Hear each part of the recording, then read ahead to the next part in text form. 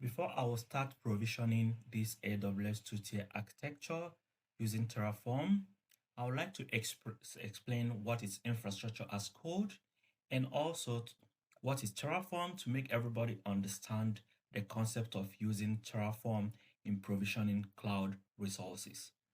First of all, infrastructure as code is a powerful approach in managing and provisioning IT cloud infrastructure. It enables the provision of IT cloud infrastructure to be dynamic and also deploy resources and configuration of cloud resources without using manual approach. In this project, I will use Terraform as an infrastructure as code to provision AWS two-tier architecture. Now, what is Terraform? Terraform is an open source infrastructure as code tool which allows anybody, maybe a cloud practitioner, a cloud engineer, to provision data center on the cloud using a high level configuration language known as HashiCorp. Okay, HashiCorp is a human readable language and also it enables you to provision resources that can be very versatile, reusable. There are different multiple cloud providers on Terraform. AWS is a cloud provider, Azure, Google, and a lot of them. The link here is a documentation if you want to know more about Terraform and to understand how you can use Terraform efficiently in provision of your cloud resources.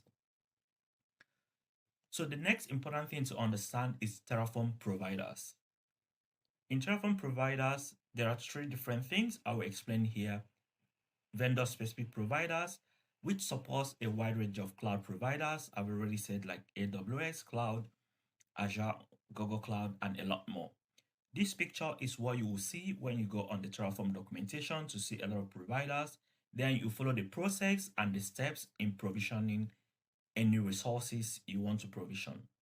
The second aspect of Terraform providers, there are community-driven providers, which is created by Terraform community and is being maintained by Terraform community. It comes with a lot of different databases, monitoring tools, which enables you to manage your entire infrastructure. The third Terraform provider is the third-party providers. Is an addition to community-driven providers, which also created by own custom providers to manage resources that are not yet supported by Terraform. So to understand different Terraform providers, you have to be very specific on which provider are you trying to provision your resources. Are you using a vendor specific providers or community driven providers? A lot of times companies want to use the vendor specific providers so that you not run against any problems because vendor specific providers always interact with specific API resources and it's being offered by each cloud vendor. The aspects when you are provisioning Terraform, you have to know is what we call Terraform models.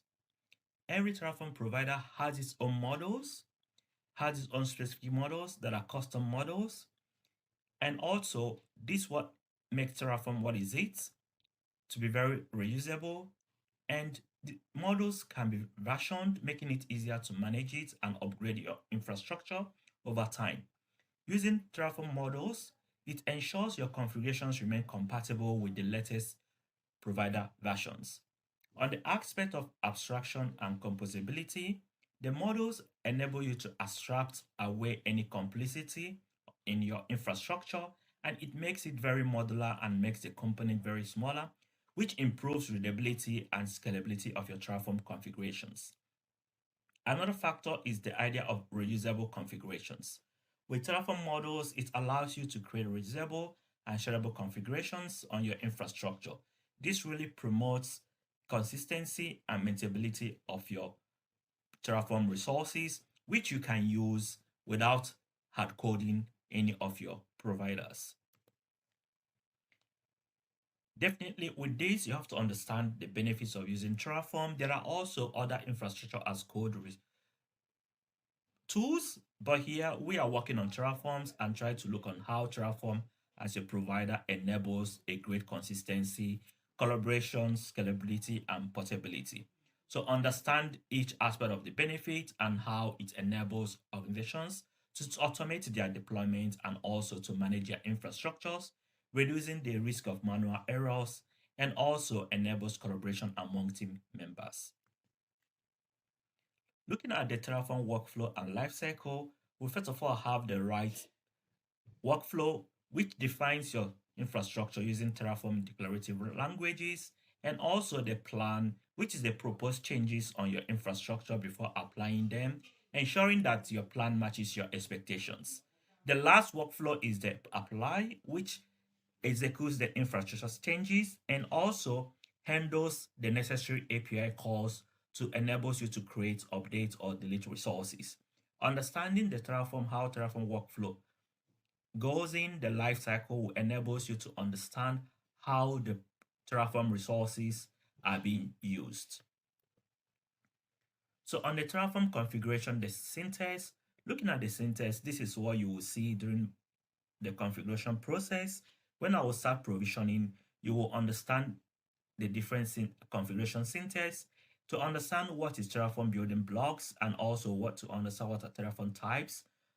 Looking at the resources syntax, we see the AWS VPC, which is the resource type, which is always static. It doesn't change, right? When you are using a particular provider. And then the VPC is a resource name, which is dynamic, which you can write anything you like. So on the resources, the code you are seeing here is what is called Terraform resource block. Then on the variables, variables are parameterized. By this, we mean like you can use it to make codes to be very flexible and reusable. Instead of how coding a particular resources, you have to use variables to make it very flexible and also applying it in any other outputs you want to apply it. This what makes Terraform to be very consistent and also very efficient, unlike when you are doing a manual approach where you can encounter different errors, where you can be very not consistent on implementing a manual approach of your resources. Example, if you are implementing a particular resources on the AWS management console. For instance, when you are implementing a large AWS resources configurations, you're going to understand doing it on the management console will take a lot of times and there will be a lot of manual errors. But configuring it with the Terraform automations, you will be able to dictate any error and troubleshoot and be able to maintain your configurations, and your configuration can be easily reusable across all different resources. And also you'll be able to monitor every connection details after applying your configurations. Now we come into the last part of the explanations before we start the provisioning of the Terraform. The best advice I will give is if you're a beginner, try and read the Terraform documentation process, which I will show during the provisioning for you to see how you can get the Terraform provider during your provisioning of any particular resources, and also practice using Terraform by creating your own infrastructure configurations and by joining communities. The next aspect whenever you are configuring Terraform is to understand Terraform commands. On the Terraform commands, we have the first Terraform init, which is initialization of your existing commands, and also Terraform plan, which generates an execution plan to know what you are configuring, to know all the resources you are trying to configure. And after the plan, now you have to now implement Terraform apply, which applies all the changes required from your backend on the any IDE you are configuring it to now on your management console. Then you will see all the things you have configured. For an example, here we are trying to configure AWS two-tier architecture. You will see how your VPC is being configured, your subnets, your route, your elastic IP address, your private subnets, and your public subnets. Then after your configurations, if you are doing hands-on training, you have to now use the command Terraform destroy or to approve to destroy all your resources to avoid you being charged by AWS. The next thing is now is to stick tight and see how I provision AWS two-tier architecture using Terraform. Okay, right now I will start provisioning AWS resources using Terraform. First of all, before you will start the provisioning, make sure you know how to connect your AWS to VS Code by using identity and access management, access key, and secret key. If you don't know how to do it, first of all, watch my video on how to connect your VS Code using AWS identity and access management key. For instance, on my VS Code, you could see the AWS icon. If I click it, you could see that it's connected with the profile AWS IAM, right? So that means on my AWS platform management console, on my identity and access management user, I've already have the access key and the secret key. Okay. So right now, because that will enable AWS to know that you are configuring anything on your VS Code. So the next thing also you have to do is on the extension, installing the Terraform extension. I've already installed it so that when you are provisioning, it will know that you are provisioning Terraform, right? Then let's start the provisioning proper. So also another important thing you could see here with the Terraform icon, because I've already installed Terraform, telling VS Code that I'm provisioning Terraform. And also you should know the basic usage of VS Code. Here on the project AWS two-tier Terraform architecture YouTube, you will understand how to get a folder. Either you want to save your folder on your desktop or you want to save it on your documents. And also, let me show how I did this so that you see how it is done. Click and select a file. I will just do provider.tf because I already have providers.tf. I'll click on it. You could see right now the icon comes out. So that is how you're gonna do provisioning. And if you don't know how to do a basic VPC provisioning, I already have a video on how to do a basic VPC provisioning. First of all, watch that video on how to do VPC provisioning before you start doing this AWS two-tier architecture. So I will delete this.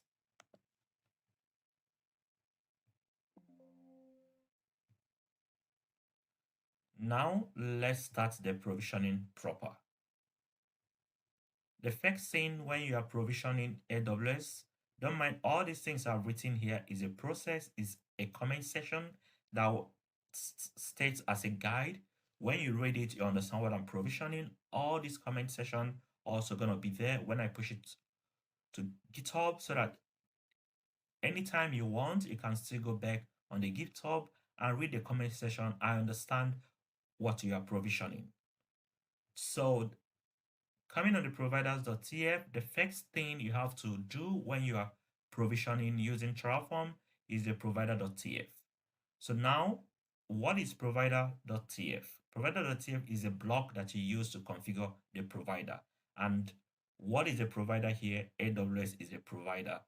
When I will go to the documentation, you will see there are different providers, which I've already talked about on the slide, AWS, Azure, and all of them. So now let's go to the documentation. I'll click here and this is the documentation. Let me show the documentation proper.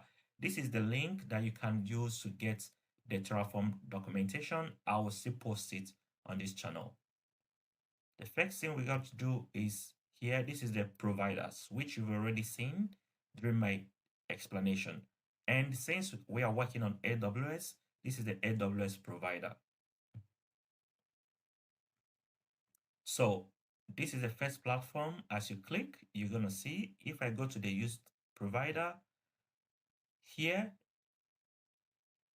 is what you're going to use in your provisioning of AWS. Okay, this is the first provider on what you have to provision. So the next thing you have to do also, if you go to this documentation, then you will get every documentation of every aspect of the resources that you want to provision. Click on it. And here we could see the AWS provider. It is used to interact with many resources that are supported by AWS. You can configure the provider with proper credentials before you can use it. And this is the credentials I'm talking about, getting your identity and access management credentials to enable you provision AWS provider. So this, I will copy this provider entirely. I'll do it here, copy. I'll go back to my VS Code and paste it. I'll entirely remove this CIDR block because I don't want to hard code it.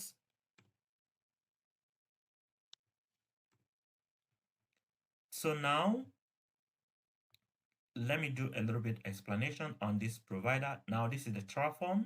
Okay, this is Terraform block. I have to understand what is Terraform block. It is used to configure high-level behaviors of Terraform. That is Terraform block. Also, I have a README, which you can still go back to read. I will still put everything on the README here so that you can read and understand what you are provisioning. I will still define everything here and put all the links on my README. So right now, here, this is the Terraform block, and this is a required provider. The required provider is the version to use within your configuration. And AWS is the provider, and the source is the HashiCorp AWS, and which have version 5.0.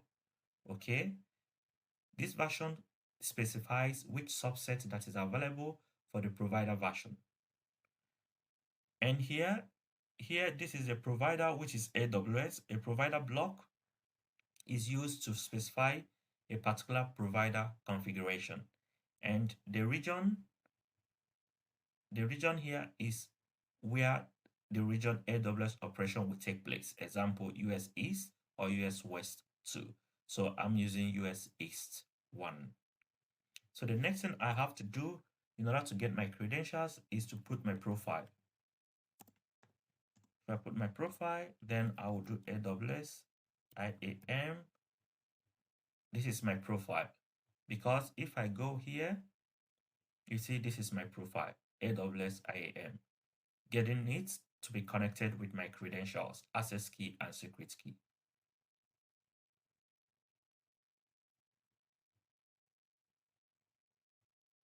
So now I've provisioned the first provider, which is always the first thing you have to do when you are provisioning AWS or any other required provider.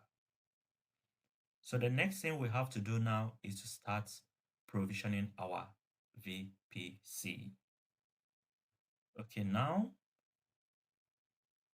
these are a lot of comments I've made with different extension design so that whenever I am back reading this, I will understand which one is the head topic of the comment and which one follows each other.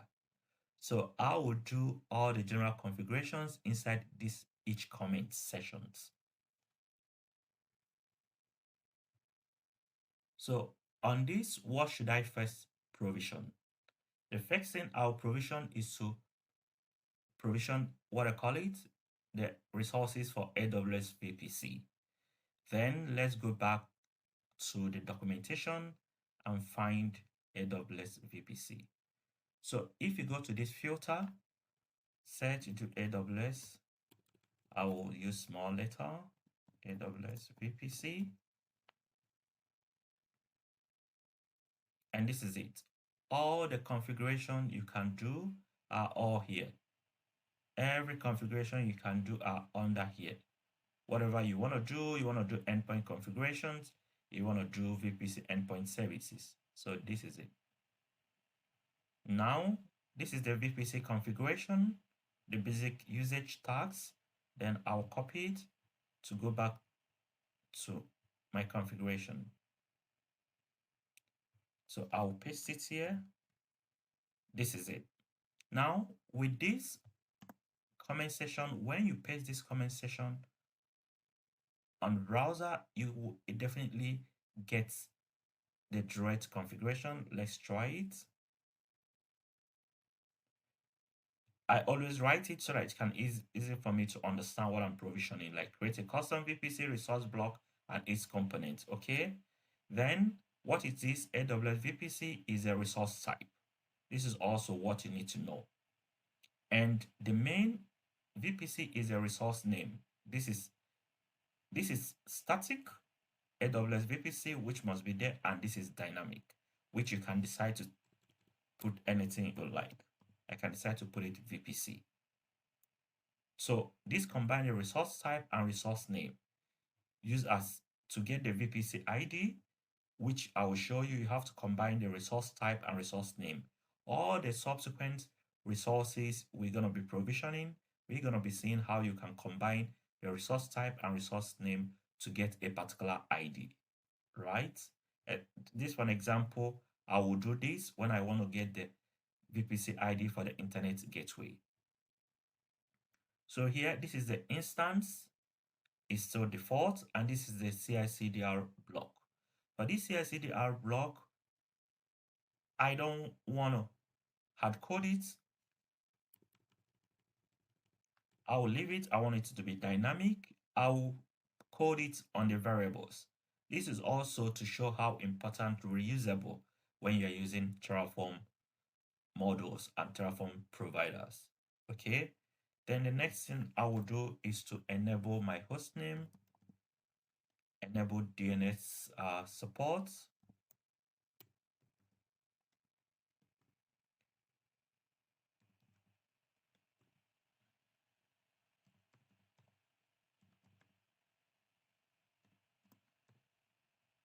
And which is true, which will take a what I call a Boolean value as true.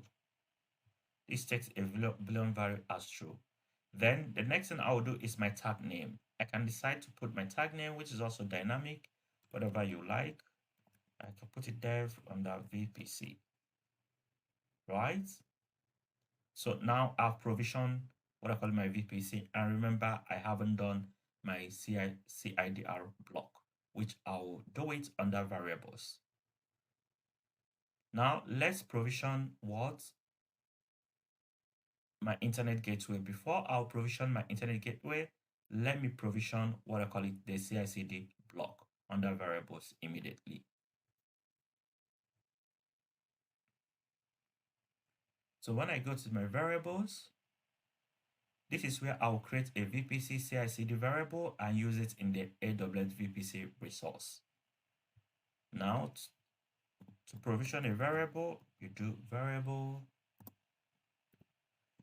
VPC CIDR.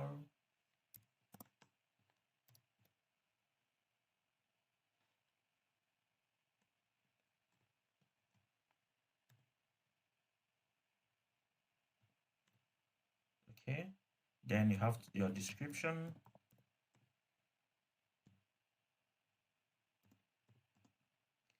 Then you can write anything you want. The CIDR block for the VPC. VPC.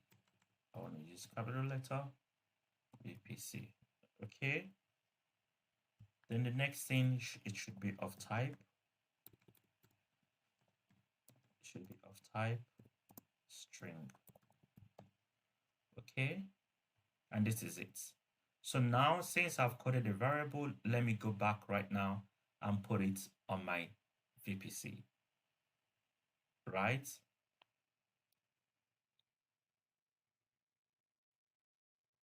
Now, how should I put the variable on my VPC? When I go back, the first important thing you have to know is to remove this. And anytime you want to put a variable in the VPC, you use the keyword var. The keyword var VPC dot CIDR, right? And that is it. Sorry, underscore. This is VPC CIDR, and if I go back to my variable, this is the resource name. I have to copy this resource name, VPC CIDR, okay, which is the variable name for this particular CIDR. Then go to my VPC and put it here using what? The var keyword, which is a string. I can put it here so that you can remember, which is get the CIDR block from the variable. I put it here, right? From the variable. Okay. From the variable VPC under CIDR, right?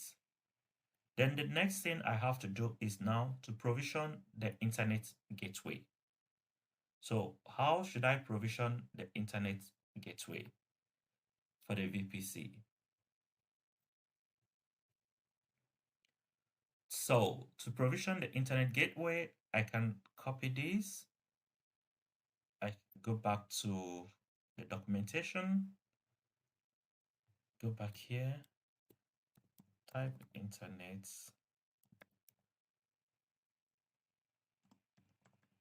gateway, right? AWS internet gateway, click on it, and this is the AWS internet gateway. Okay, and this is it. I'll copy it, come back here and paste my internet gateway, and that is it. We can see on this internet gateway right now, we have what? The VPC ID. So how should we get the VPC ID, right? Now on here, we create an internet gateway and attach it to the VPC. Get the VPC ID from the VPC resource. Okay, and what is the VPC resource? This is the VPC resource and the VPC name. So now, how do I do it? And this is the main. I will do it like this. I will remove this because I'm not using this, right?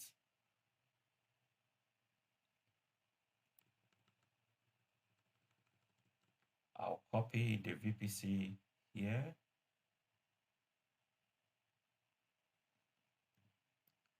Oh, sorry.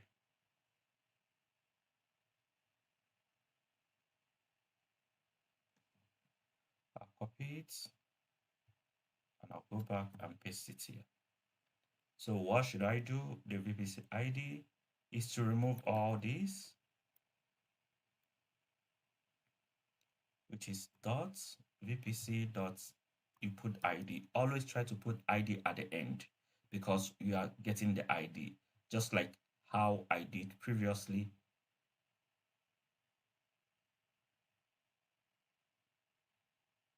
Yeah, just how I explained here. Combine the resource type and the resource name and use as a VPC ID in the internet gateway resource. You see, I put this comment section so that when you read it, you know what next you're going to do on the internet gateway. So now on the name, I can decide to put dev underscore IGW on it, right? So now we have configured our internet gateway.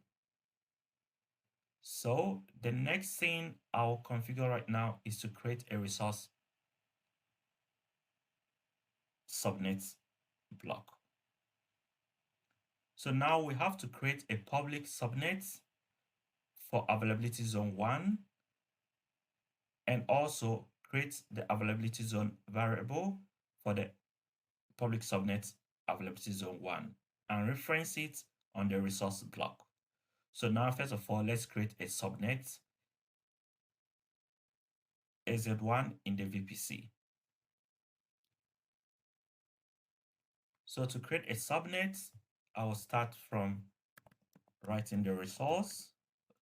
That is always the thing. And do AWS equals to subnet.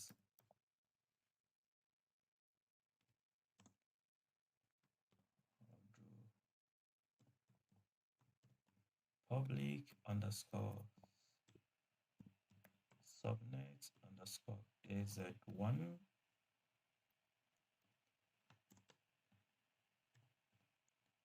Then I'll start provisioning my VPC ID. I'll leave it so that I'll show you how to get a VPC ID. Then I'll start CIDR block. This is for my CIDR block.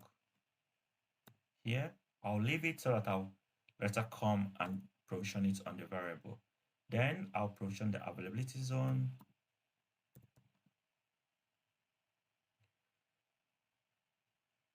I'll also not hard code it. I'll provision the availability zone on the variables.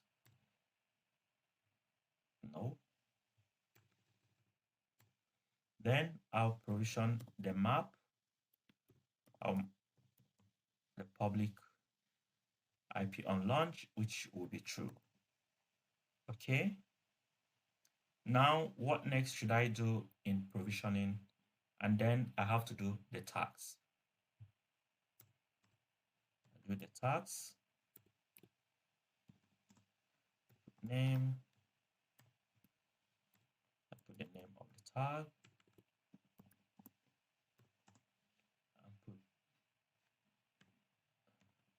dev public for AZ1. Okay, because I'm provisioning public subnet for availability zone 1. Now, for the VPC ID is the VPC ID we are using before, which is AWS underscore VPC dot VPC dot ID. This is it. Now, to provision the CIDR block for availability zone 1 and also the availability zone, I'm not going to hard code it. I will now provision it on the variables. This is the important usage of the variables.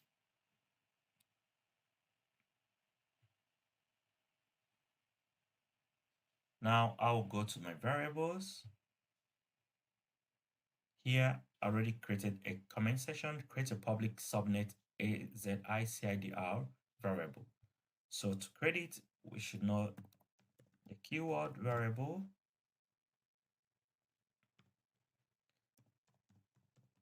public subnets AZ1 CIDR, right? This immediately will provision it.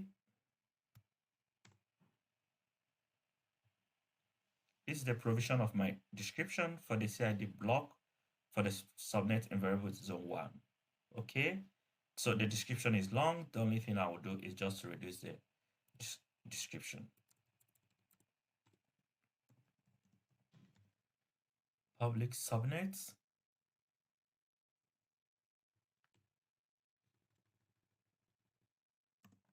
is the IaC CIDR block.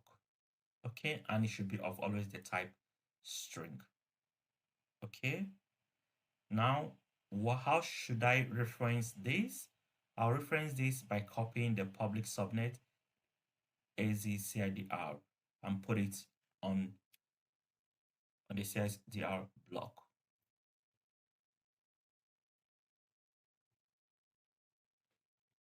Okay, now yes, let's do weights. I'll copy this right now and I'll go back to my VPC and this is my CIDR block. So to reference it, remember I will always use the var keyword, var dot. I'll reference it and this is it, right? var dot public subnet AZICIDR.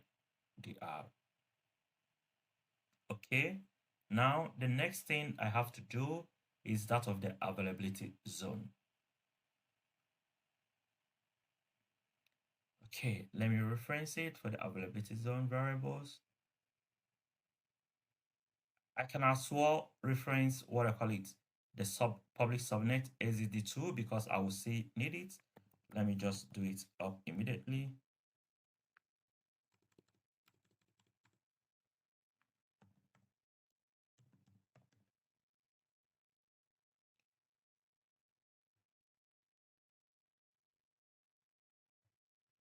Now, this is the reference for the public subnet AZ2 CIDR, which I'll reference when we are creating the public subnet AZ file.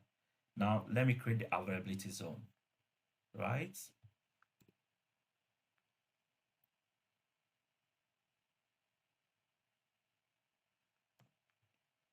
So here, I will now do that of the availability zone.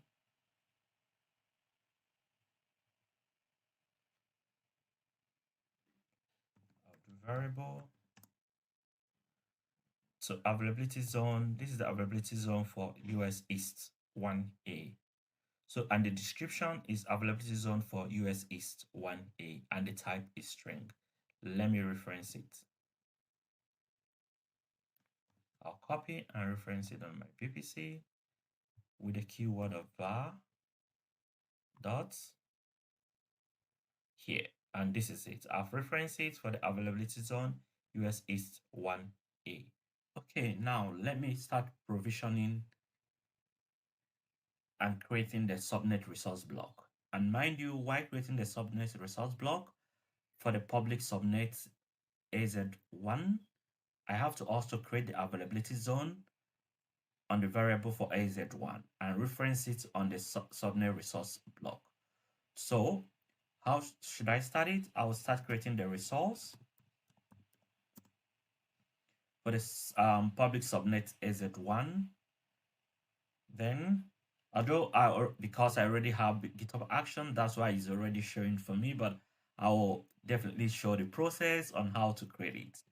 Then I'll go to AWS subnets because I need to show how not to hard code the CIDR block and also the VPC ID and the availability zone so that you can first of all make it dynamic and code it on your variable before referencing it on your public subnets. So this I will do the public subnets Z1 and have it. I'll do the VPC ID, which is the first important thing. Okay, now let me finish it before I put it. Then I'll put the, what next should I put? Now I have to put,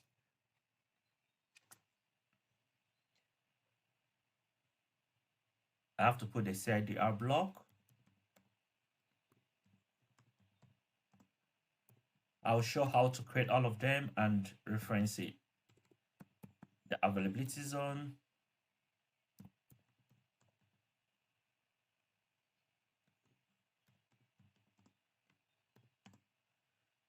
Okay, what next? I will map the public IP. I'll map the public IP launch with a Boolean value true. Okay, and the next thing is to get the tags.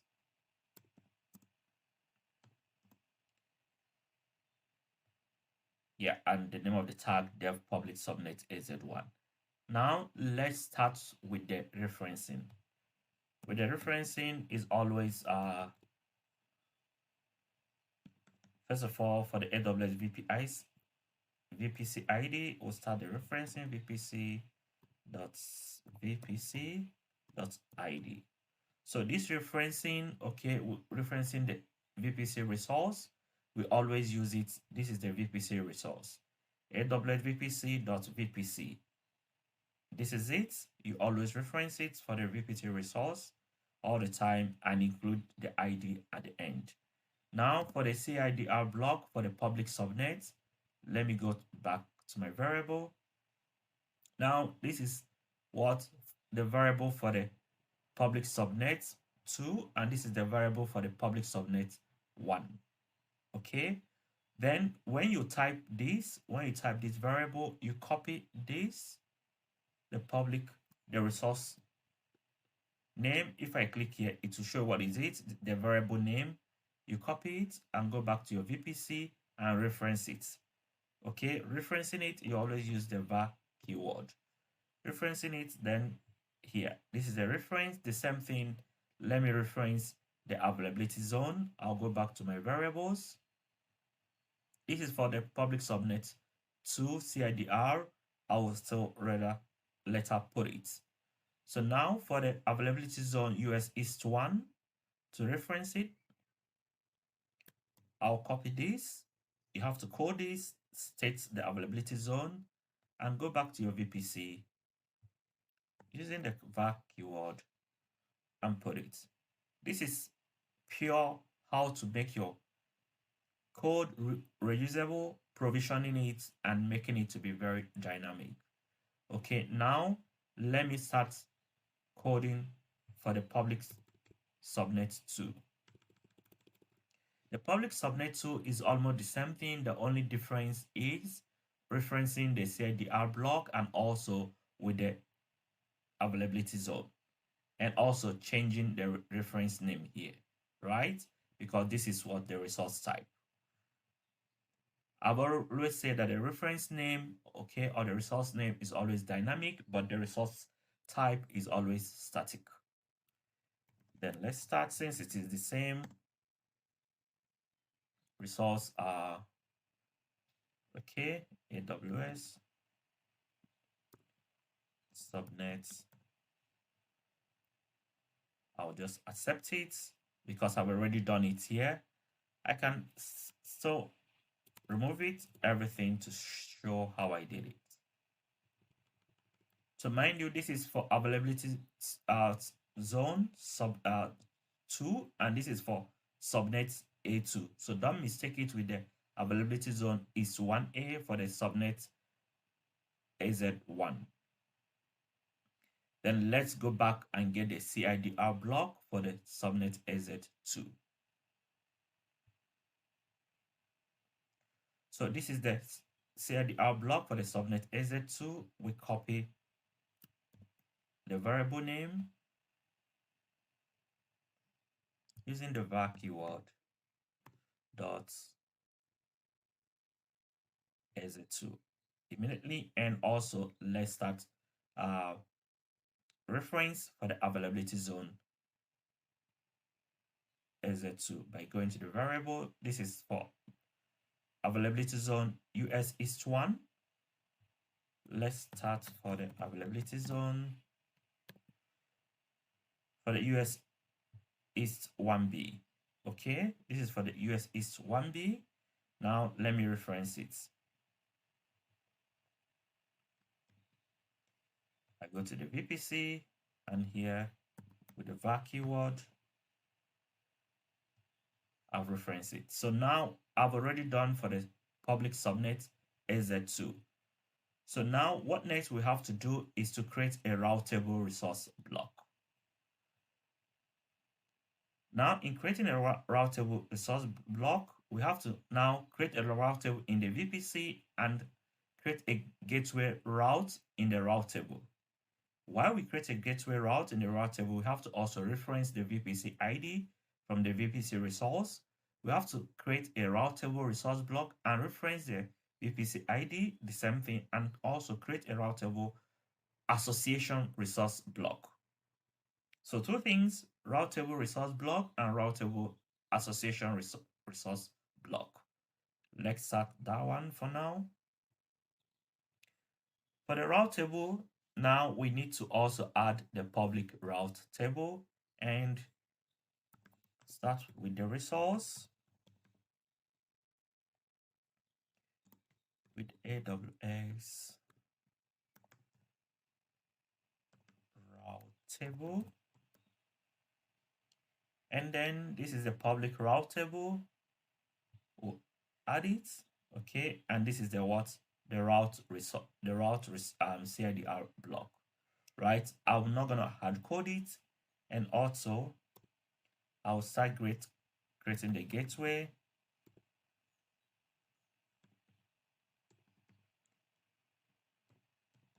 The gateway ID was AWS internet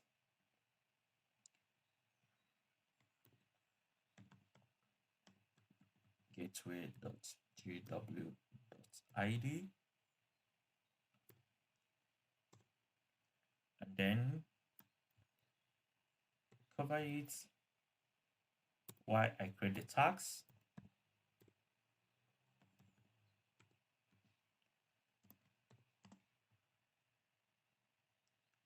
The tags name, and then cover the bracket. So now I have to create a variable for the CIDR block. We have to know that every resource that we have created will have a separate CIDR block. This is something that is very important. So we have to create a CIDR block and reference it. Let me show how I reference this gateway ID. Okay, this gateway ID, we have the internet gateway ID. Now we say get the internet gateway ID from the internet gateway resource. We have already created the internet gateway. Let's go up and see the internet gateway. This is the internet gateway.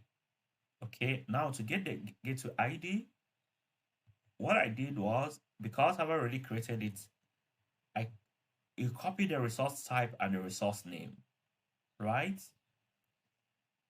And come back here. You know, when you are creating a route table, you have to give the route table an access to the internet gateway because we are creating a public route table. So this is what I did here. The AWS internet, which is the resource type, and what the resource name, dot gateway, and the ID.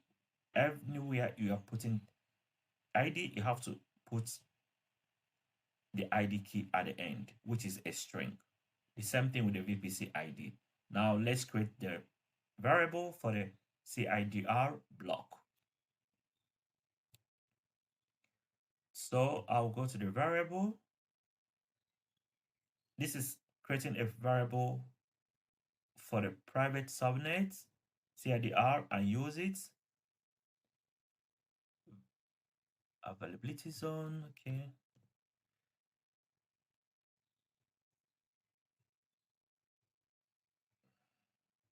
This did not finish, okay. Create availability zone variable AZ2 for use. Okay, this is correct. Now CIDR AZ2, create a public subnet.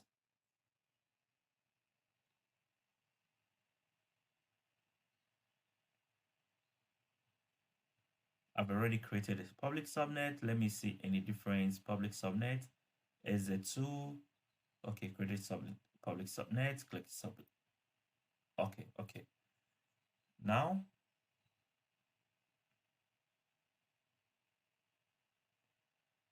this one, okay, I'll create the private subnet, which we're gonna use again for the private subnet variable for the private subnet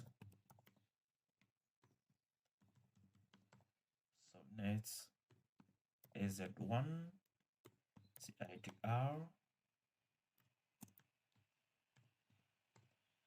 Put the description, private subnet, and the type of string. And for the AZ2 variable, which is almost the same thing for the AZ2. Okay. Now let's go back so that I'll finish up what the CIDR block. Okay. So for the CIDR block of the route table, getting the CIDR block of the route table, yeah, because we are creating what I call it the internet gateway, I will just add the CIDR block for the route table here and put it 0 so that from any network.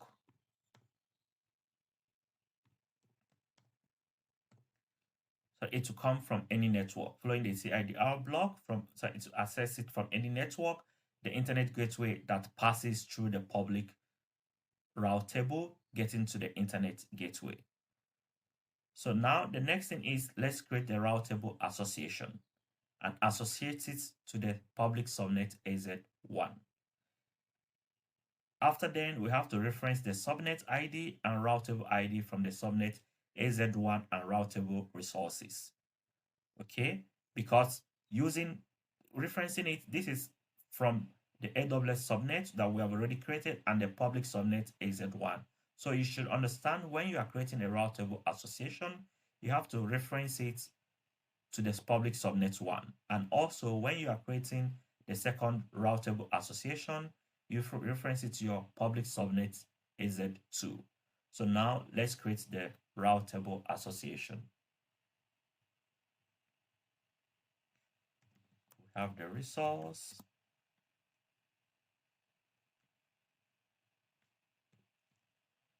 AWS routable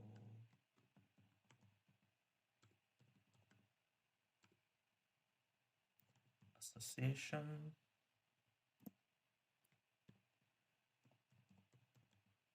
Public routable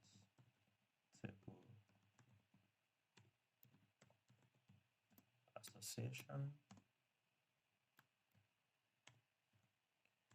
Then we'll have to give the subnets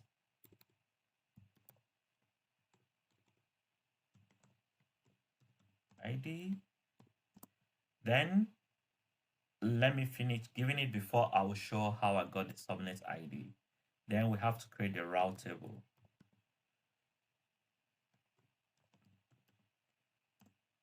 ID. So now let's get the subnet ID. How do we get the subnet ID? We get the subnet ID by following the AWS subnets and the public subnet AZ1. And where is it? Here is our public subnet AZ1. Okay, which is going to be, we copy this for our route table, right?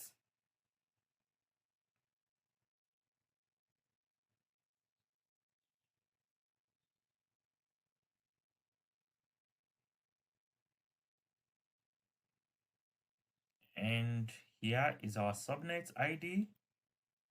We use the var keyword. Subnet ID, sorry, now we are not using the var keyword here because it's not a variable. So here we paste it and then put the word ID. We are using the word ID here. Then we put here dots. Okay. AWS subnet ID, which is AWS subnet dot public underscore subnet AZ1 dot ID. Now the next thing also is to put the route table ID.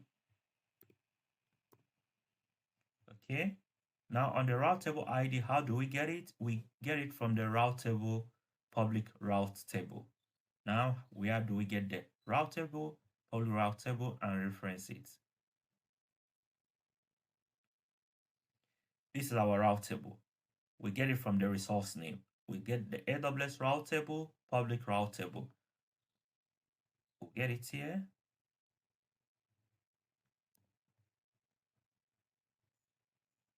And this is our route table ID. So we remove all these dots, dots ID, right? This is it. Now we have already now finished our route table association. Mind you, for the subnet ID, we got it from the subnets, from the AWS subnet and public subnet AZ1. Then for the route table ID, we got it from the resource name of the route table we created because we want to associate it to the route table resource block. The next thing we have to create now is to create another route table association and associate it to the public subnet AZ2. Doing it, we also have to reference the subnet ID the way we did with AZ subnet ID for AZ1. We have to do it also for the AZ2. So doing it, we just do resource. This will create it for me easily, which I will show. Okay, if I remove it to show how I got it, For this specifically, for the routable ID, for the AZ2, we go back to the public subnets.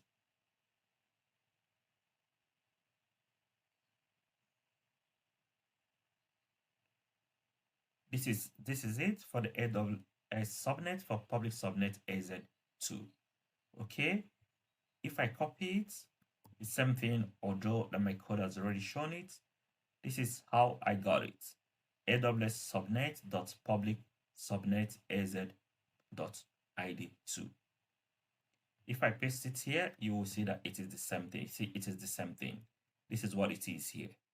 So I will delete it. And then to associate the routable ID is still the same thing with this routable AWS routable dot public routable ID. AWS routable because we have only one routable, and to associate it with, we still go back here to associate it with our routable. Oh, sorry. Yeah, because it's very sensitive.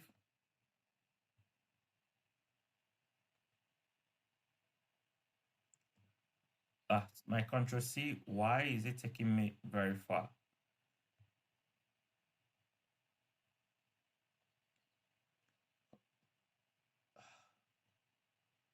My Control C is not happy. It's okay. My Control C want me to show the what I call the AWS subnet. This is it, and this is how I'm creating the CI/CD block, which I will later reference. Maybe that's what it's trying to show me, that yeah, I should explain it. Fine.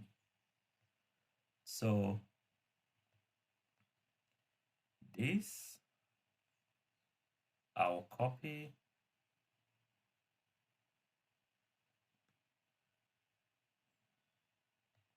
This is not good now.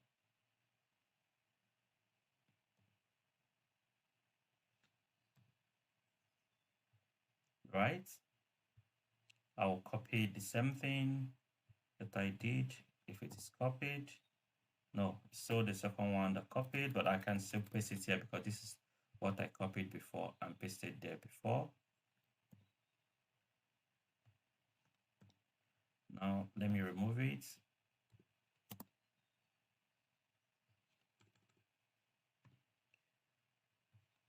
Okay, and routable ID. Now we've created the routable ID, which is totally okay right now. Now the next thing we have to do is to create a private subnet AZ resource block.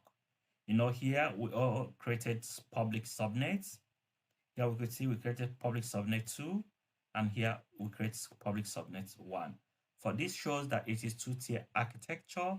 For the public subnet, we are not creating a database, because if we create a database, the database will be on the private subnet, which we're not going to allow any network to pass from the internet gateway and have a free access to the private subnet. Rather, the internet gateway has access to the public subnet. So that is how you would differentiate how internet passes from the public subnet to the private subnet. So creating of the private subnet is still the way we created the public subnet.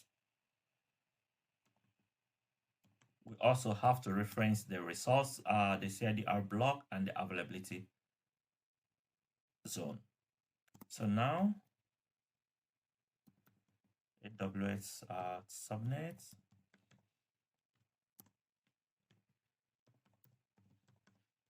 private subnet is the one. We'll reference it, VPC ID equals to AWS VPC dot VPC dot ID. Okay, and then let me put a CDR block. I'm not going to hard code it. The same thing, the availability zone.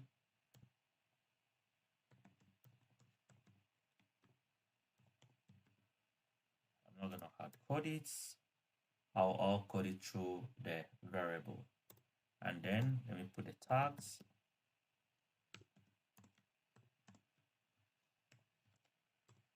The name. And then I can put the subnet. So now let me reference it because I've already created the variable for this private subnet AZ1.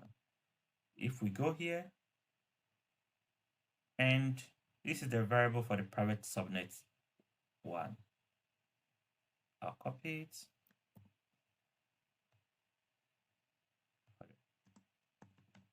Use the var keyword. I put it. Then for the availability zone, I'll say use the availability zone for the East 1A.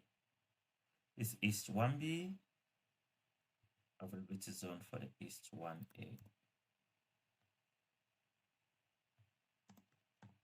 So this is availability zone with var keyword, right? So now let's do for the private subnet.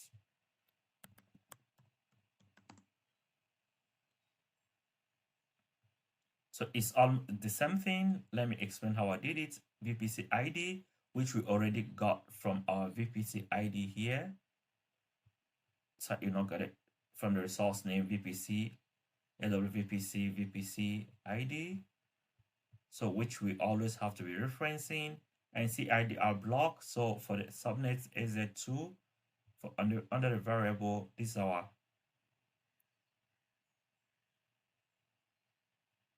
private subnet AZ1, and this is the private subnet AZ2. Okay, which I have to copy the variable name to reference here. The same thing on the availability zone. We copy the availability zone for the US 1B. This is it, which is a type of string, and reference it here. So now we are finished creating our private subnets, right? So now the next thing we have to create is to create what the folder named NAT gateway. So creating the folder named NAT gateway, stay tuned, relax. If you're tired, relax for you to see how to create what the NAT gateway. Okay.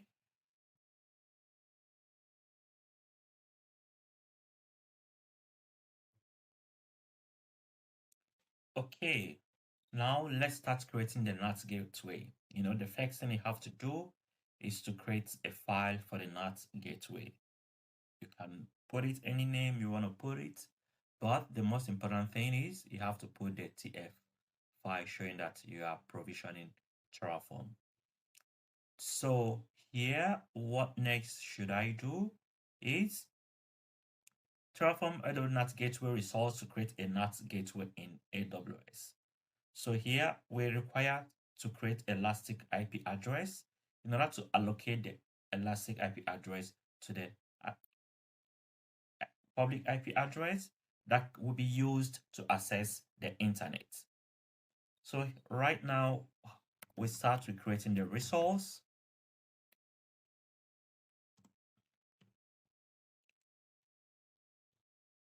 So the resource we're going to create is the elastic IP address. That's the first resource we're going to create.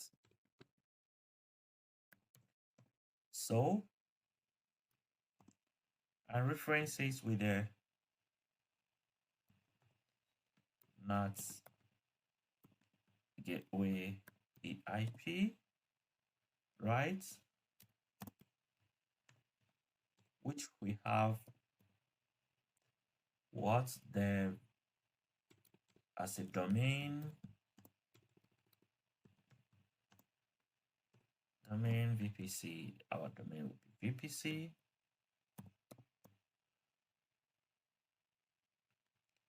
And then we'll put a tag.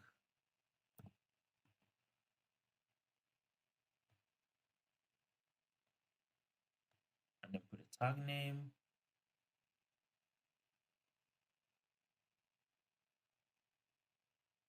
Sorry, we'll put a tag.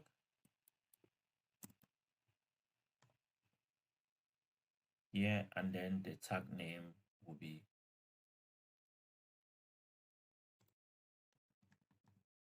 name equals to dev nats gateway. Yeah, remember that is always dynamic. This is static, the resource type, and the reference name. You can put anything. Now let me show you on the documentation on how to get this, okay? Which you can always use the keyword to search it, elastic IP address for NAT gateway. I can copy my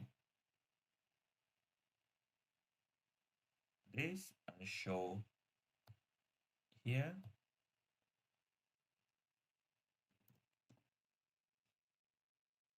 AWS EIP. So this is it, okay, which I did not use what I call the instance. And there is also, if I want to use the domain name, this is what I used, right? But I'm not creating what the route, okay, I'm not using creating further extra resources. This is entirely what I used here. For AWS Elastic IP, and put the reference name and the domain name VPC. So once you type here on the reference, you will get everything you want. Okay, now let's go further with our creation. So here, what next should we do? Now we have to now create a resource to create a NATway in the public subnet AZ1. So in the creating the NAT gateway in the public subnet AZ1, this is used to allow instances in the private subnet to access the internet, so that the elastic IP address will allow internet to pass from the private subnet to the public subnet. Then using the internet gateway to send information from the public subnet to the internet. This helps so that internet cannot go direct to the private subnet. Rather, internet will go to the public subnet, but the information can pass from the public subnet to the private subnet. So we have to now get the subnet ID and reference it on the public subnet AZ resource block. So let's do it. We create the resource. We'll still use our reference type.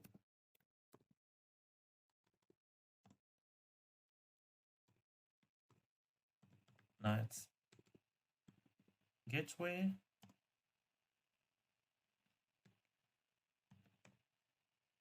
NAT gateway is 1. And reference it, we have to put the allocation ID. Okay. I don't want to hard code it. Then we'll put the subnet ID, right? Which has also put the tags.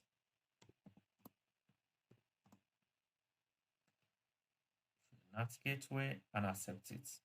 Now, this is very important to understand for you to get what I call the NAT gateway. Here we put the elastic IP, okay, for it, which we have what the NAT gateway EIP. So now, if we're going to get the AWS NAT gateway, let's see how we get it because of the allocation ID, which is different. Let's go back to this. NAT gateway.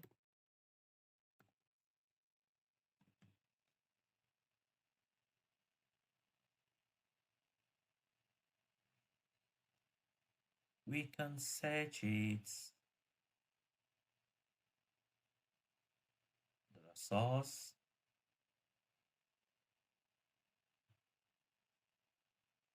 No, this is the NAT gateway. Direct.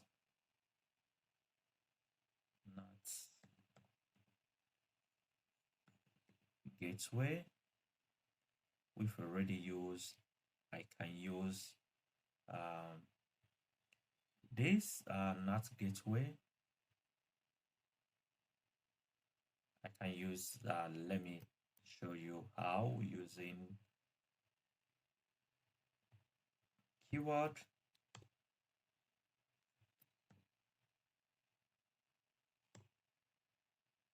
Okay, yeah.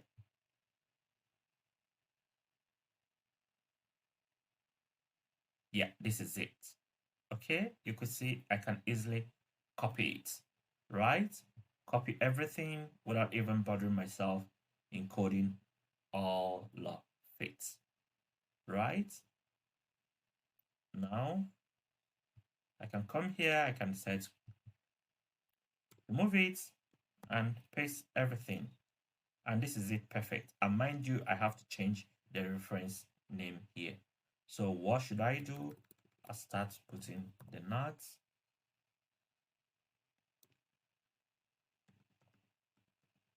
Gateway AZ1. Okay, now let me get the allocation ID. What is the allocation ID? The allocation ID is the AWS Elastic IP with the reference name here.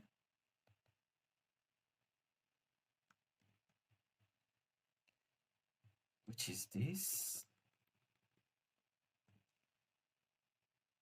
We'll remove this points.id, and this is it. And also, what is the subnet ID? The subnet ID is what we have to get it from the public subnet AZID1. We remove it, and we already have that public subnet AZ1. Let's go to our VPC.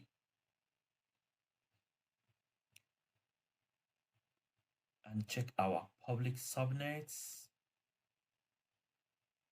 And this is our public subnet AZ1. We'll copy it.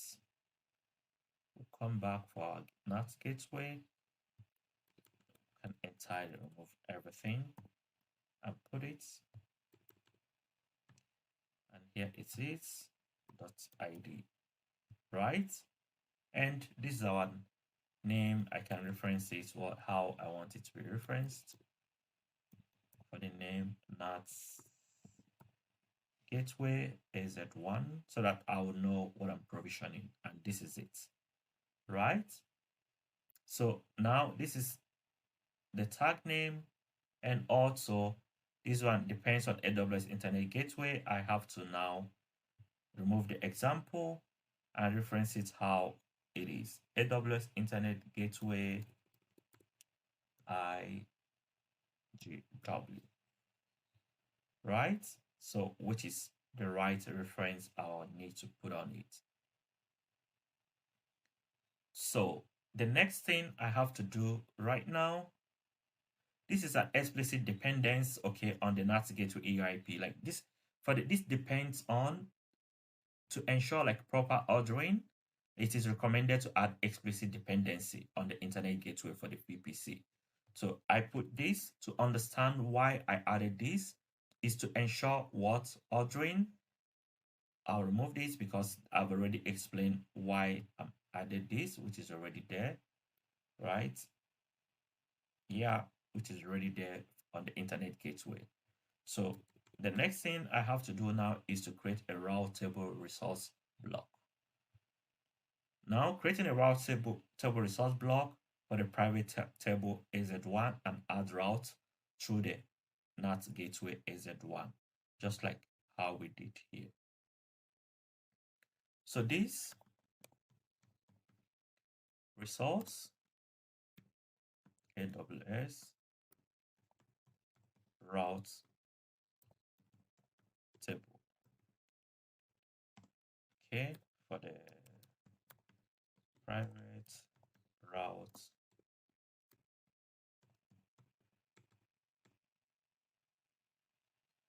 table AZ1.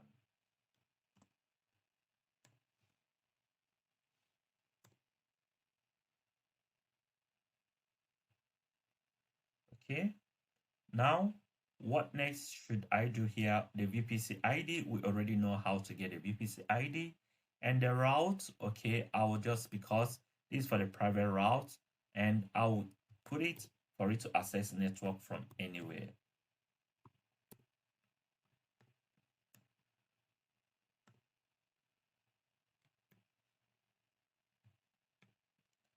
Okay, then the next thing is to implement the NAT gateway ID.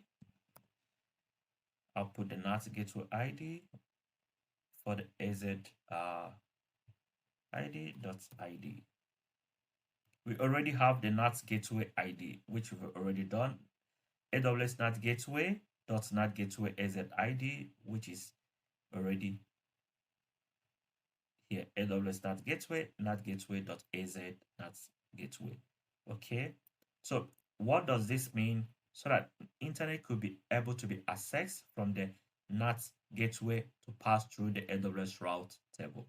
That's why it has 0 to 0. Internet could be accessed from anywhere, direct from the private route table to the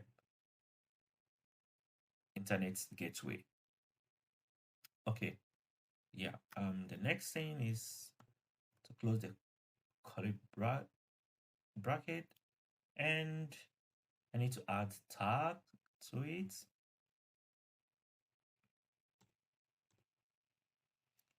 Yeah, this is the tag, which you already know how to code. For the dev private route table, you put anything you want to put on it. So the next thing we have to do right now to associate the subnet route table. Okay, now to associate the private route table exit1 with the private subnet exit1 route table. So this is to allow private subnet to route traffic through the NAT gateway.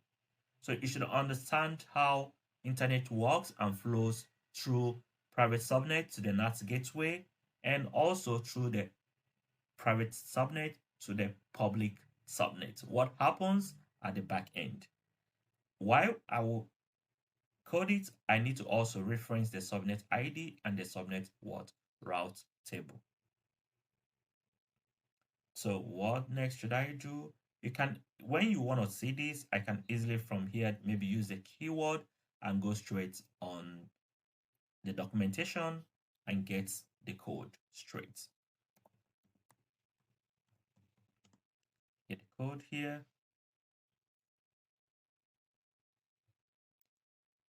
This is it. This is the route table association. But anytime you are creating a route table, mind you, also when we created a route table on the VPC, we also created a route table association. So here we created a route table. We also have to create a route table association, okay, and associate it to what? To our subnet. So now this is still the subnet we use for the private subnet, which we already use and created on our private subnet, and also our route table for the private subnet, which we've already created on our VPC here.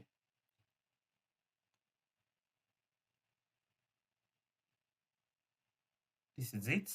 Okay, this for the public subnet, and this is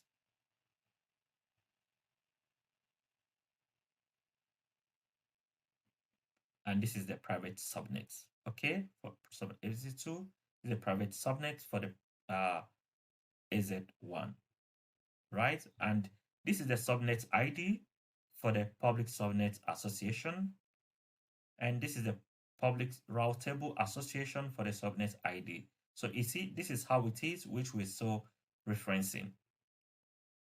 We go back to our NAT gateway, and this is the subnet ID, which is for the private subnet AZ1, and the route table ID, which is for the route table private subnet, private route table AZ1.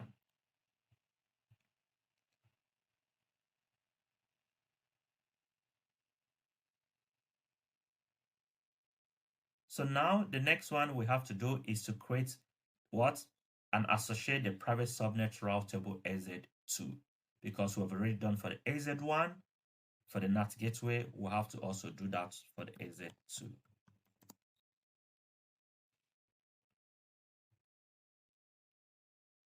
For the code, you can easily get it as I've already shown from the documentation, which is the same thing that you are seeing here. We associate the subnet ID for the private subnet AZ2, and also the route table for the private route table AZ1 here. Okay, this is the route table because we have only route table for the AZ1, and it's still the same the route table we put here, but the subnet ID for here is the subnet AZ1 ID, and here is the route table association for AZ2. We are almost coming to the end of the provisioning.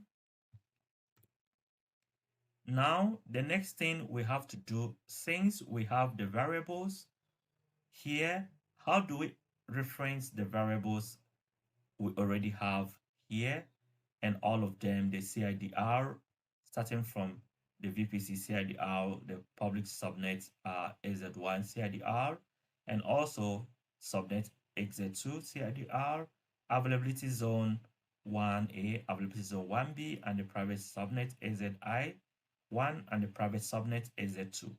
So you create another file called Terraform tfar-vas. Okay, sorry, I'm talking about it in German. Terraform tf-vas. Okay, saying far as it is in German. Sorry, so tf-vas. You could see this is it of now trying to assign values to each CIDR variables. So this is it, the VPC CIDR. I'll assign it the value of 10.0016 and assign all these the same value, but the availability zone is 1. You could see I did not hard coded it. I have to assign value to them, and the private subnet AZ1 and 2, I have to assign value to them. So this to show how to assign values to your CI/CD variables, also to availability zone variables without hard coding it. So what next should we do? Now, the next thing we should do is this. We have to now push this code. We have to initiate this code with Terraform command. You open your terminal. If you want to open your terminal, you can go here and open your terminal and create new terminal. Okay. For me, I love using bash. Create a terminal, I'll close it. I can even do, first of all, for me to start doing this, the most important thing I have to show first is git ignite. Okay, git ignore. You have to create git ignore so that you will not push all these things to your code. Git ignore is very important, right? In creating git ignore. So now let me go to my code and get the git ignore for Terraform. Let me go to my GitHub.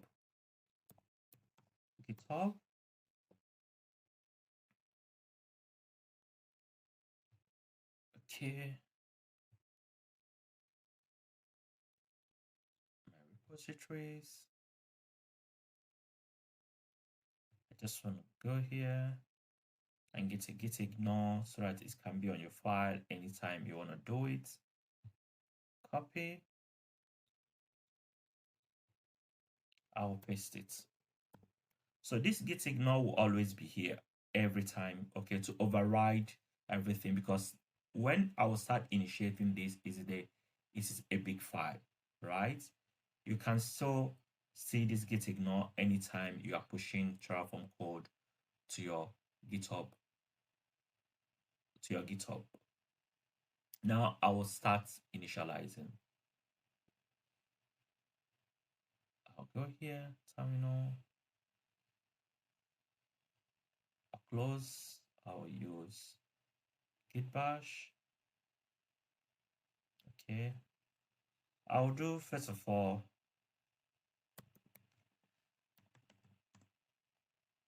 Terraform init.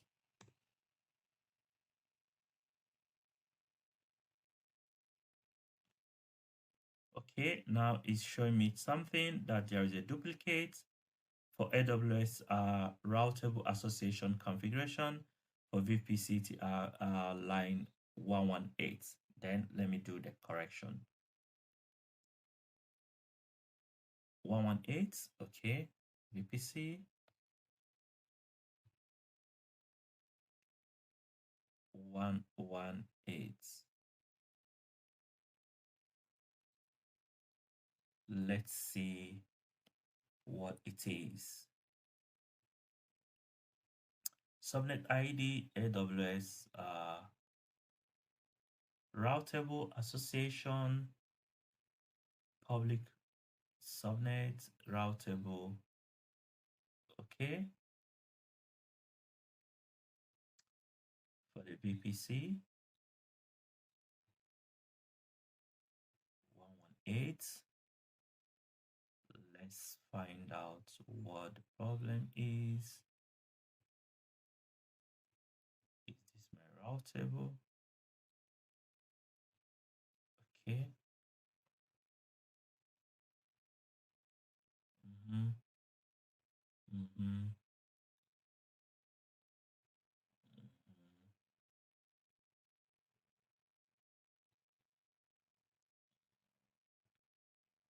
118. Okay. Then let's see where the problem is.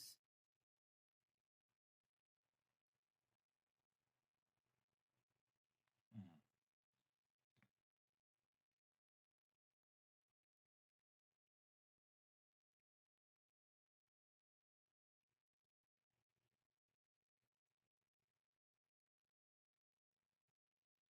Okay, I'm looking at to see my gateway, NAT gateway. Is this referencing to my NAT gateway? Yeah, this is referencing to my NAT gateway.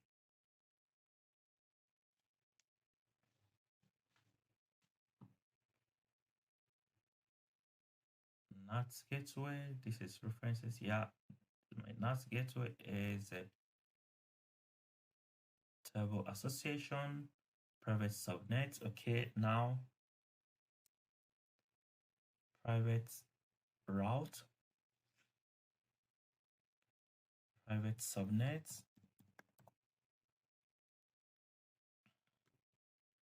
is Z2,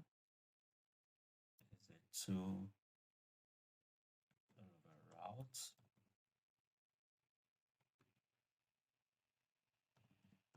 table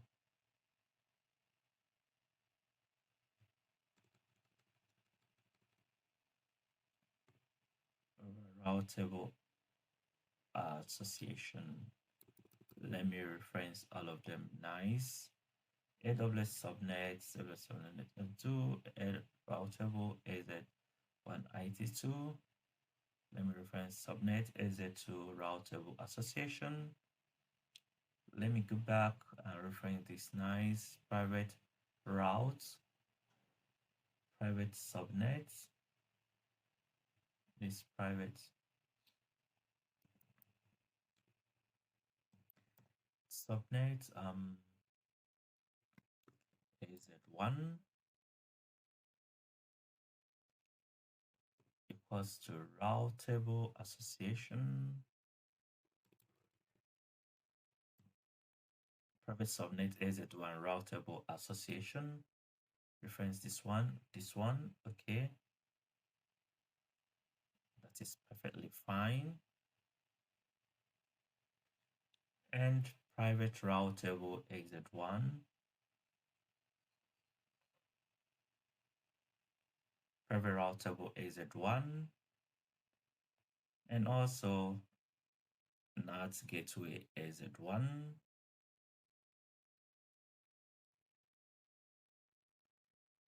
Okay, now let me go to my VPC 118. Okay, for my VPC 118,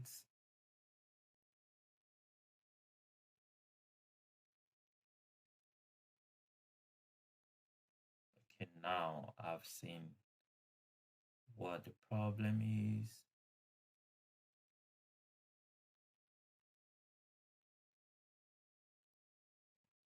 Okay, let's start from a very good area for Terraform AWS create routable resource block. Terraform AWS to create routable resource block, create VPC. We have public routable, we have VPC ID, we have 0, we have the internet ID, we have the AWS public ID.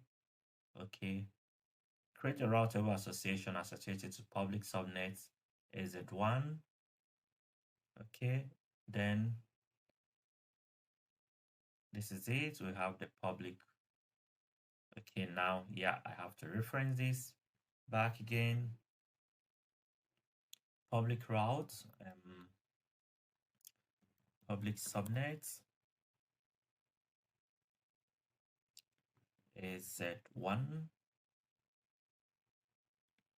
to routable association. Public subnets AZ1 routable association. Okay, which is AWS routable public routable.id. This is perfect. Let's check the AZ2. This is for 118. Now let's check for the AZ2, which is public routes, public subnets over AZ2 over routable association. So it goes to AZ2 one ID.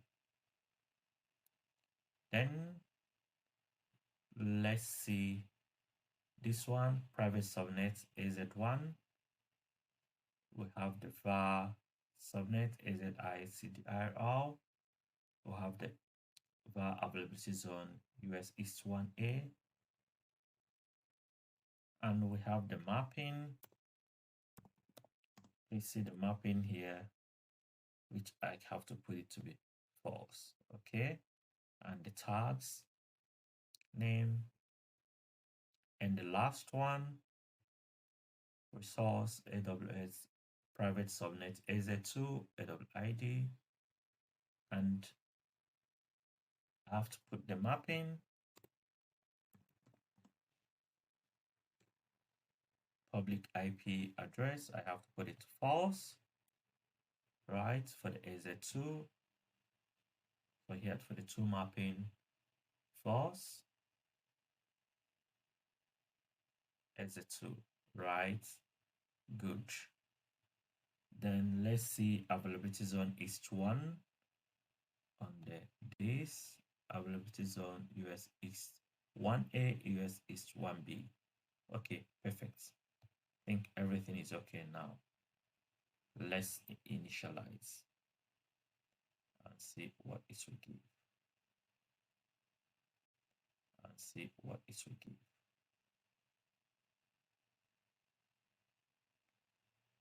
Git bash.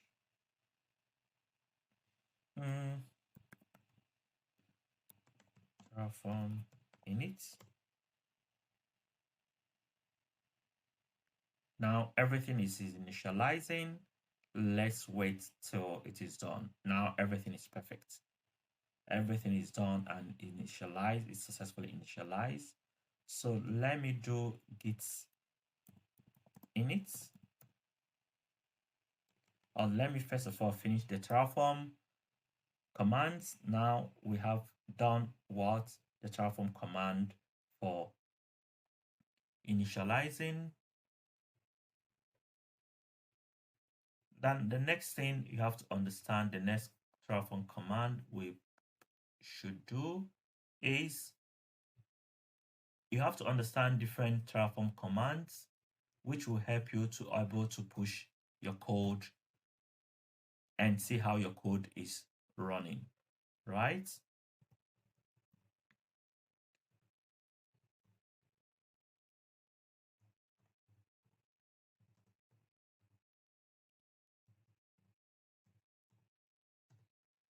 So now the next Terraform command I will use is Terraform plan.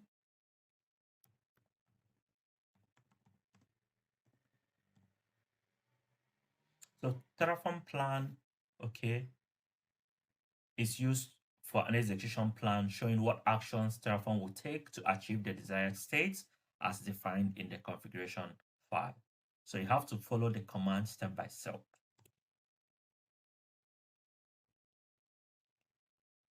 Terraform plan reference to undeclared resource on NAT gateway 5 resource AWS NAT gateway. Now, yeah, let's correct it.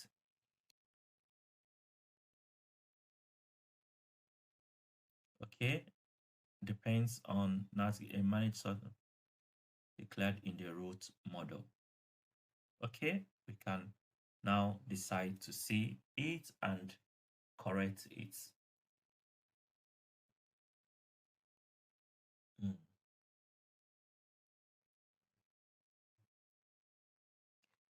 Okay, where is it? On the NAT gateway line 34.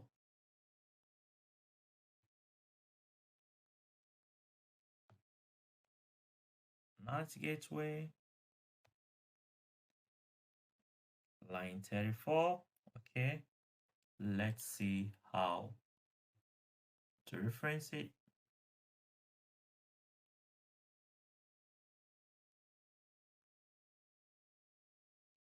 Depends on AWS Internet Gateway IWG. It's not defined on the root model. Name tags equals a name NAT Gateway AZ1. Okay. Then the subnet ID AWS subnet ID1 NAT Gateway this. Okay. Then we can remove it.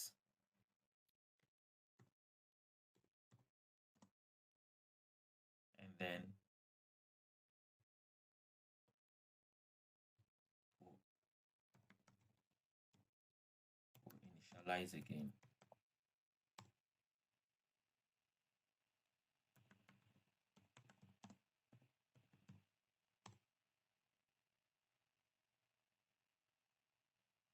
Okay, now we have plan 14, right? Which is number 4. We have plan 14, which we are initializing. We have the execution plan 14. Now, the next thing we have to execute is Terraform apply. Terraform apply is used changes requirement to the desired state of the configurations to prompt approval before making any changes. We use Terraform apply. Terraform apply, we automatically use the auto approve. Sorry.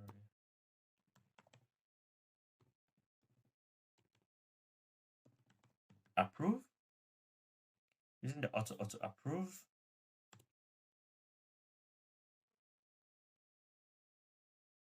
Now our plan is done and it is creating all the resources. Let's wait for it to get done.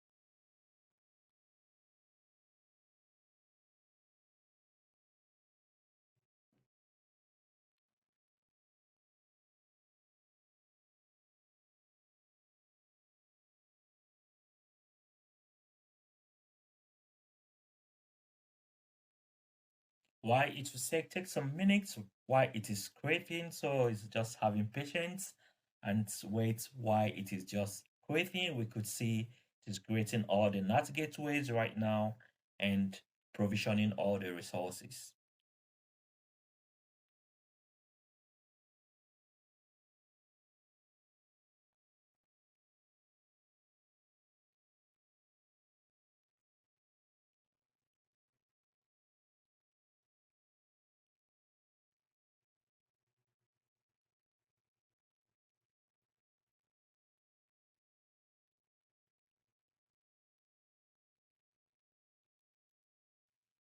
It is still creating.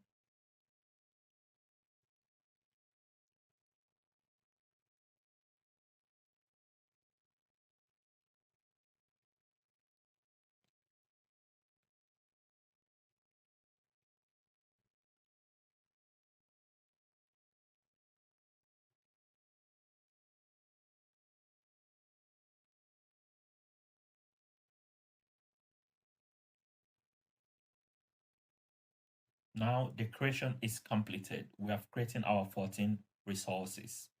So this is it in creating our 14 resources. Now let me show you how you can push this to GitHub. Git, by doing git init, you initialize. Okay, then do git add. Then you do git commit. Yeah, you do.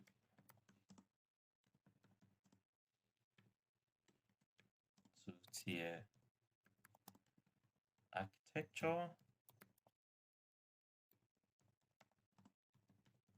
using Terraform. Okay. Now it is created. We could see like because of the git ignore, we cannot push access file. Now you have to create a repository on your GitHub. Let me create a repository. You go here, you see create new repository, new repository. You can, I'll just put AWS to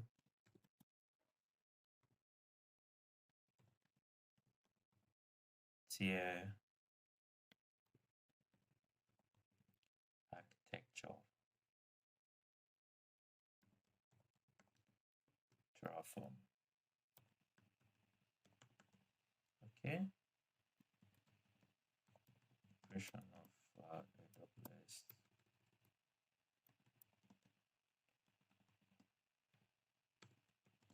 architecture using Terraform.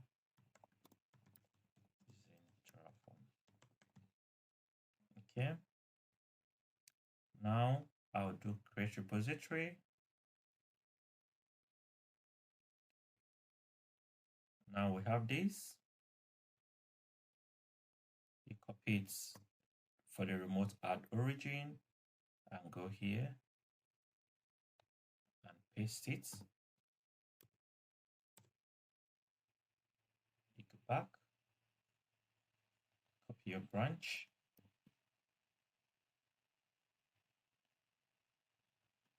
and paste it. Then copy this, your git, push, and paste it.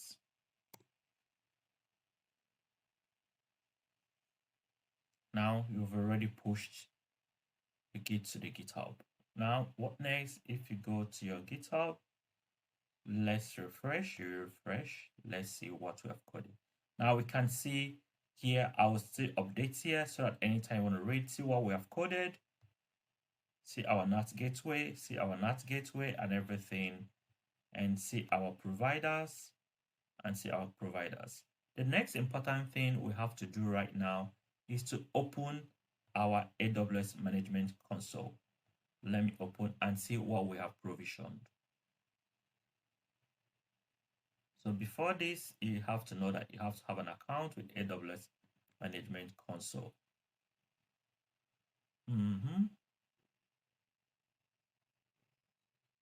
So I'll sign in.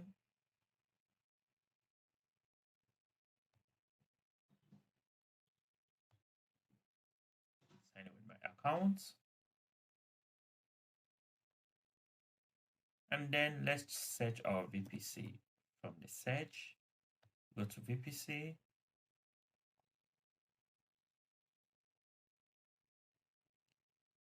And let's see your VPC. Now we can see what we have created. When we click on it, we could see our VPC that is created. We could see our subnet, for subnet US is 1A and US is 1B. And our route table that we have created, private route table and public route table. and see the network connections. We've created a NAT gateway. So this is very important on how to see it, okay? Let's go to our subnets. This is the subnet all we have created. You see, if we open the, what I call it, private subnet AZ2, this is it, what we've created for our private subnet AZ2. Even if we go back, let's see our public subnet. So our public subnet AZ2.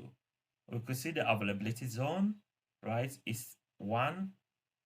We could see our route table. Let's go to our route table. This is our route table we've created. This is a private route table and this is a public route table. To subnet on the route table, we go to the subnet association. This is the subnet association we created, right? This is it. This is the subnet association we've created, and let's check the internet gateway. This is the internet gateway we've created. This is the VPC ID we've created.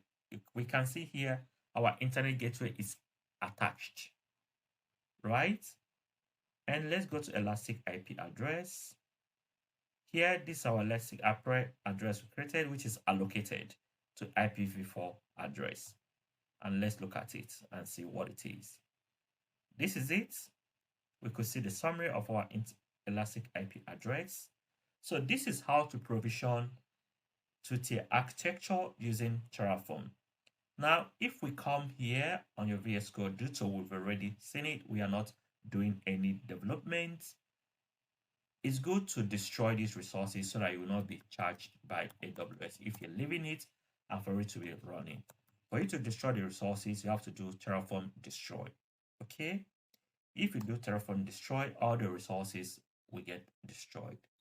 And you will not see it on your management console again. Enter value. Yes.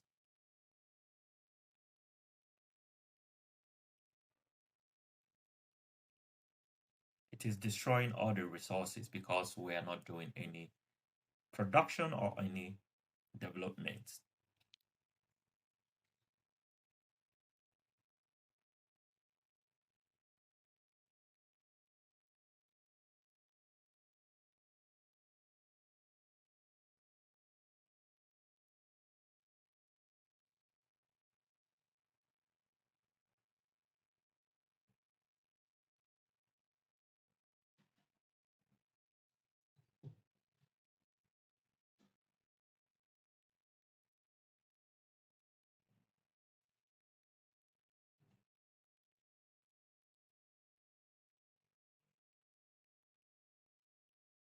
It is still destroying. It's just to give it time for everything to get destroyed. After it is done, we still have to check our management console, the VPC and everything, and see if we can find it. Now, it is completed. Let's go back and see what if we can see everything again. Let's go back to our VPC.